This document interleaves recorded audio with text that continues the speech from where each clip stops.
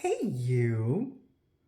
What would marriage be like if you had fun together and you communicated effectively, clearly, and concisely, and could have that hot, sensual, sexual relationship you've always dreamed of? It's not so far away. The three parts of that is communication, is having fun together, and being able to communicate clearly and concisely. Every single one of those three things is a skill. Let's break it down. Communicating effectively, clearly, and concisely means that you know what your wants and what your needs are. It means you know what you want and you know what you don't want. You know what you like and you know what you don't like. And if you don't know it, it's a skill. Sit down and write out a list of all the things you like and all the things that you don't like, so that you understand yourself. If your partner doesn't know how to do that, you show them, because it's imperative that as a couple, you show up 100% of yourself and your spouse shows up 100% of themselves. It's not 50-50. It's not you complete them and they complete you. It's a fallacy. All of us are flawed and we have work to do on ourselves.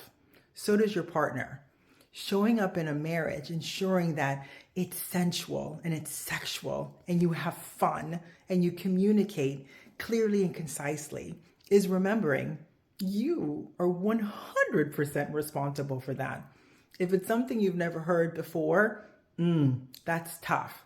But here you are, because you are not the same person you were 1 year, 5 years, 10 years, 20 years ago in your marriage.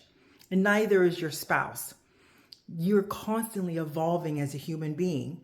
When you get married, it's another person that's in your space.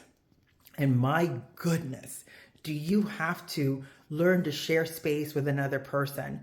And sharing space with another person means communicating effectively your wants, your needs, and your desires. See, it all comes back to you understanding who you are and what you want in your relationship. And the same is true for your spouse. The second thing is having fun. Oh my goodness, we lose the fun in our marriage. Do you remember what it was like when it was just the two of you? You could have sex whenever you wanted. You just scheduled all the fun for the two of you to do together because you were working individuals. You had your life. You went to the gym, you worked, you hung out with your friends, and then you came together, the two of you. And you went out and you got to know each other and you asked each other questions to learn about each other more deeply and have a deeper connection. And the sex, oh my God, do you remember the sex? It was so fabulous. And then the duties and responsibilities of life came in. You come together, it's the 2 cars, it's the mortgage, and then you dare to have kids, and then dogs, and then the responsibilities of all that.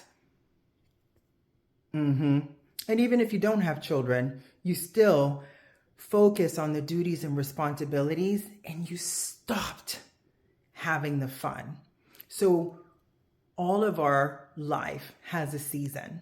When you first have kids, it's tough. You have to figure out who you are, jockeying for positions in the hierarchy of the household, and being clear and concise about your wants and needs and desires, expressing them for yourself and for your partner, and your partner expressing it for themselves and to you.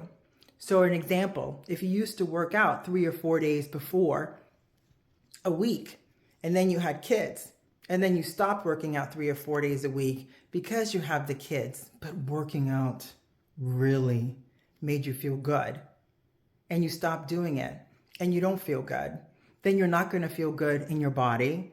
You're not going to feel good in your relationship. You're not going to feel good when you're having sex. You're not going to feel good when you're at work and doing everything else.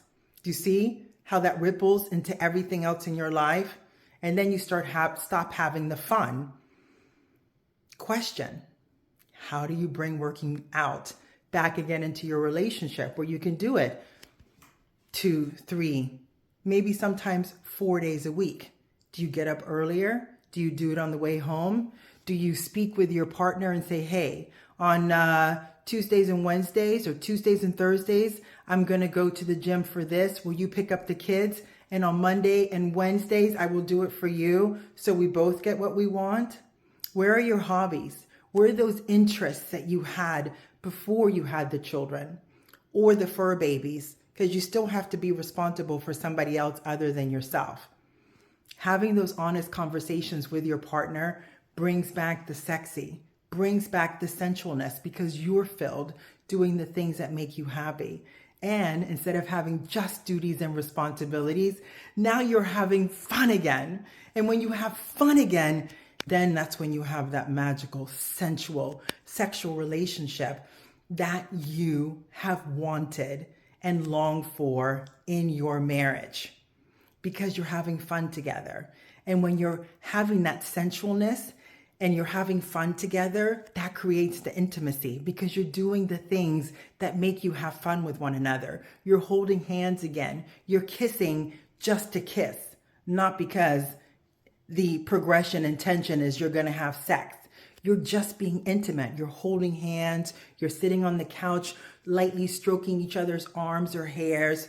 You're speaking words of affirmation and love to one another. You're having those moments of quality time, which are so important. That's part of the fun. That's part of creating that moment where, yes, we have duties and responsibilities, but we also have fun, which cultivates that loving, deep, nurturing support that all of us long for as human beings, especially when you're with your spouse. And that is why you're in a relationship.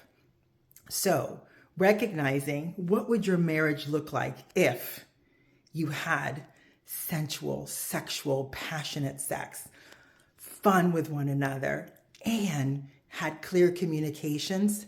It's all a skill. If you don't know it, you're an adult now. Part of recognizing skill sets is going, I don't know how to ride a bike. I want to ride a bike. What do I got to do to ride a bike? And know that when you start riding that bike, you're going to fall down. It's going to hurt.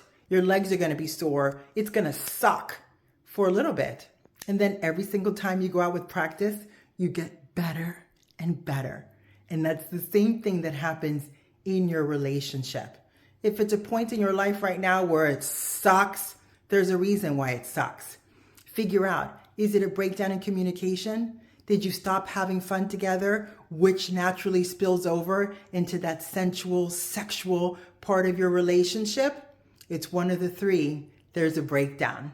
Being honest and being vulnerable with not only yourself, but also with your partner will ensure that you can create that safe space for the two of you to figure out why it's not working and either learn the skill set to make it better or work together in a collaborative manner to ensure that both of you get what you want and have that loving, sensual, fun, and clearly and concisely communicate with one another to have that healthy, robust, and flexible relationship you've always wanted.